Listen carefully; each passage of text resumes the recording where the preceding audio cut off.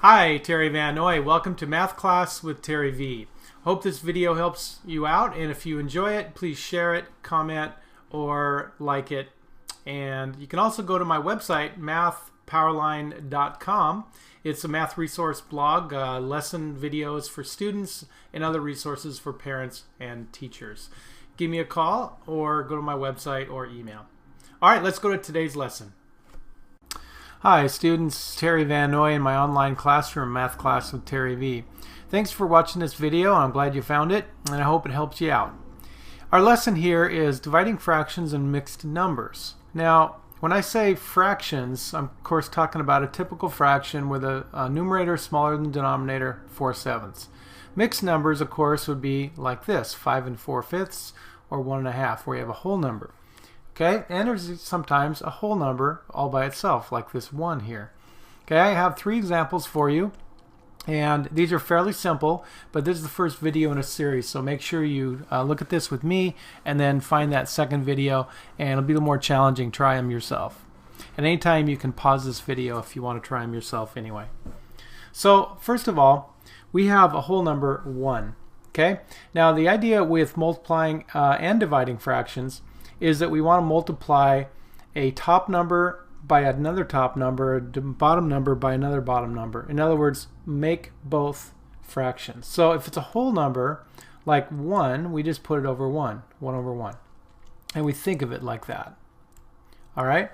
Now in dividing, it's the same as multiplying by the reciprocal. The reciprocal is the second fraction. You only flip the second fraction over, you invert and multiply. So what's the reciprocal of 4/7? Yes, 7/4. Just flip it over. Okay, and the reason why we do that is because division is the same as multiplying by the reciprocal. Let me say that again. Whenever you see a division sign when you're working with fractions, that means that you are going to flip that second fraction over and multiply. So now it's just a matter of going straight across. 1 times 7 is 7. 1 times 4 is 4. And can we leave it that way? No, we need to simplify by making it back into a mixed number. That's considered simplest form. So 7 divided by 4. How many 4's go into 7? 1, because there's 3 left over. Okay, that remainder always goes up on the top.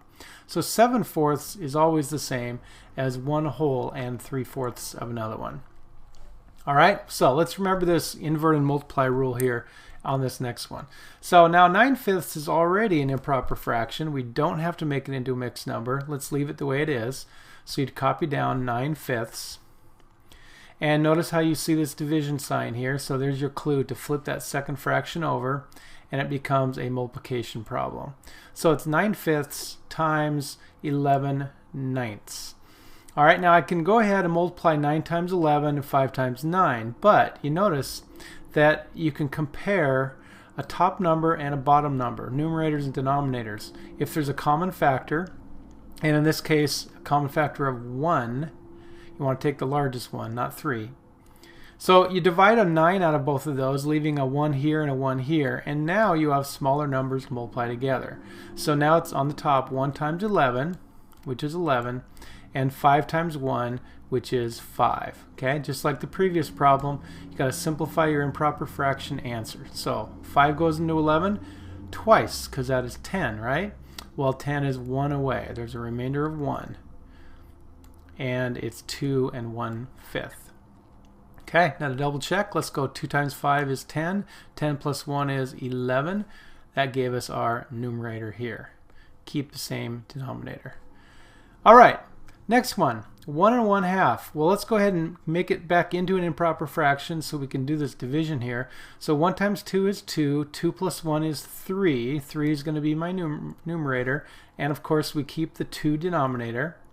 It's division, so you take a note of that, and we're going to flip it over. But before we flip the 4 and the 5, we've got to make an improper fraction out of it. So there's just an additional step here, and you can do this in your head if you're careful. But I'm going to leave it as division here on this one line, and then we'll move on from there. Let's do 5 times 5 is 25. 25 plus 4 is 29. And then you keep the same denominator of 5. Okay, now that's the division problem. Let's make it into the multiplication problem. And we'd have 3/2 times, flip it over, 5 over 29. Now, unfortunately, as I look at the numerators and denominators compared to each other, there is no common factor between the 3 and the 29 and the 5 and the 2. So we have to multiply it out. 15 on the top, and 2 times 29 is 58. Okay, now since we could not do any canceling here in this step, this must be simplest form already, and it does happen to be that way. All right, thanks for watching this video, and take a look at the second one and give yourself more of a challenge. Thanks for watching. All right, there you have it. I invite you to go to my website now, MathPowerLine.com, or email me or give me a call. The way I work best with students is live online in my classroom.